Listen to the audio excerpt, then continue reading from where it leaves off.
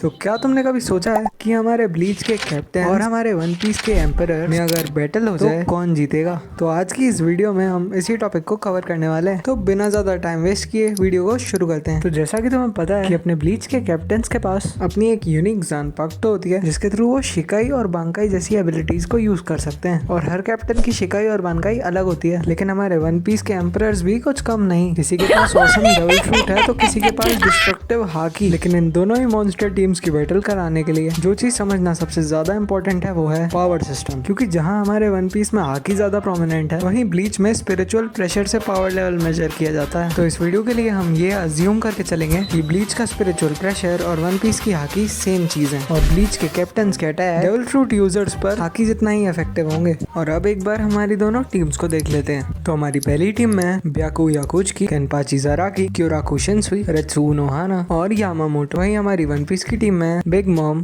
काएडो, Blackbeard, Shanks और अपना Luffy. और इस लाइनअप की पहली बैटल होने वाली है उनोहाना और बिग मॉम के बीच, और ये दोनों ही अपने अपने यूनिवर्सेस की स्ट्रॉन्गेस्ट वुमेन है। अब बात कर लेते हैं इन दोनों की पावर्स की। तो अगर बिग मॉम की पावर्स की बात करें तो उसने खाया है सोल फ्रूट, जिसकी मदद से वो अपने अपोनेंट की सोल को ट्रैप कर सकती है और उसके होमीज जैसे कि नेपोलियन और पर्सीरियस। वहीं अगर उनोहाना की पावर्स की बात करें तो बाकी कैप्टन्स की तरह उनोहाना की स्वॉर्ड स्किल्स भी बहुत ज्यादा खतरनाक है, और उसकी बांकाई तो वन ऑफ द डेडलीस्ट बांकाईज में आती है। और सच कहूँ तो ये फाइट हमारे लाइनअप की सबसे छोटी फाइट होगी, और इस बैटल की क्लियर विनर है उनोहाना। क्योंकि बिग मॉम जितनी भी पावरफुल क्यों ना हो, उसके अटैक्स इतने फास्ट नहीं कि वो उनोहाना को हरा सके। और दूसरी और मेन बात, बिग मॉम अपने डेविल फ्रूट की पावर अपने अपोनेंट पर सिर्फ तभी यूज कर सकती है जब उसका अपोनेंट उससे डरे, और उनोहाना बिग मॉम से डर जाए ये तो होना इम्पॉसिबल है। अब बात करते हैं हमारी दूसरी बैटल की, जो कि होगी यामामोटो और ब्लैक बियर्ड के बीच, और बात कर लेते हैं इनकी भी पावर्स की। तो पहले बात करते हैं ब्लैक बियर्ड की पावर्स की। तो ब्लैक बियर्ड के पास दो सबसे डिस्ट्रक्टिव डेविल फ्रूट्स की पावर है, जिसमें से पहला है यामी यामी नो और दूसरा है व्हाइट बियर्ड का गोरा गोरा नो। अब बात कर लेते हैं यामामोटो की पावर्स की। तो यामामोटो सोल सोसाइटी का हेड कैप्टन है, और वो किसी एवरेज कैप्टन से बहुत ही ज्यादा स्ट्रॉन्ग है, और उसकी बांकाई इतनी ज्यादा पावरफुल है कि वो यूज करना सोल सोसाइटी में फॉरबिडन थी। और अगेन इस बैटल में भी यामामोटो ही जीतेगा, क्योंकि ब्लैक बियर्ड बहुत ही ज्यादा स्लो है। जब तक वो अपने एक भी डबल फ्रूट की पावर यूज करे तब तक तो यामामोटो से काट पीट के खत्म कर चुका होगा, और ब्लैक बियर्ड को हराने के लिए यामामोटो को अपनी शिकाई भी शायद ही यूज करनी पड़े। और अब बात करते हैं हमारे लाइनअप की थर्ड और सबसे इंटरेस्टिंग बैटल की, जो कि केनपाची ज़ाराकी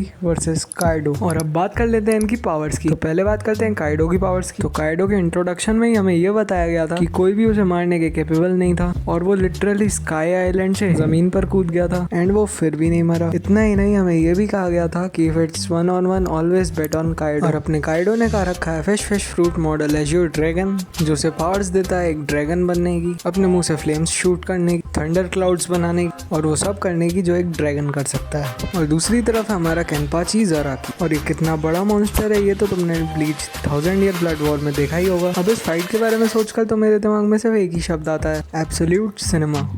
क्योंकि ये दोनों ही अपने अपने यूनिवर्सेस के मॉन्स्टर्स हैं, और इन दोनों को ही बैटल करना बहुत ज़्यादा पसंद है, और ये दोनों ही प्रेफर करते हैं कि इनका अपोनेंट थोड़ा स्ट्रांग हो। और ये हमारे लाइनअप की सबसे ज़्यादा देर चलने वाली बैटल है, और इस बैटल का विनर है केनपाची ज़ाराकी, क्योंकि ऐसा कुछ नहीं है जो वो नहीं काट सकता, स्पेशली अपने बांकाई फॉर्म में आने के बाद। अब बढ़ते हैं हमारी अगली बैटल की तरफ, जो कि है ब्याकू याकुची वर्सेस शैंक्स। अब बात करें इनकी मेन पावर्स की, तो अपना शैंक्स मास्टर है कॉन्करर्स और ऑब्जर्वेशन हाकी का। अब इस बैटल के दो आउटकम्स होंगे। पहला आउटकम जिसमें शैंक्स अपनी फ्यूचर साइड को यूज करके समझ जाएगा कि ब्याकुया कितना बड़ा खतरा है, और वो उसे वन शॉट कर देगा जिस तरह से उसने किड को किया था, और इस आउटकम में शैंक्स जीत जाएगा। और दूसरा आउटकम जिसमें अगर शैंक्स ने ब्याकुया को थोड़ा सा भी चांस दिया अटैक करने का, तो ब्याकुया अपनी बांकाई से इजीली जीत जाएगा। अब बात करते हैं हमारी फाइनल बैटल, जो कि है क्योराकू शिनसुई और अपने लूफी के बीच। अब ये बैटल शिनसुई और लूफी दोनों के लिए बहुत ज्यादा कंफ्यूजिंग होगी, क्योंकि लूफी का गियर 5 बहुत ही प्लेफुल है और अजीब भी, और शिनसुई की शिकाई भी गेम से ही रिलेटेड है। फिर भी इस बैटल में लूफी ही डोमिनेट करेगा। काफी हद तक ये बैटल लूफी वर्सेस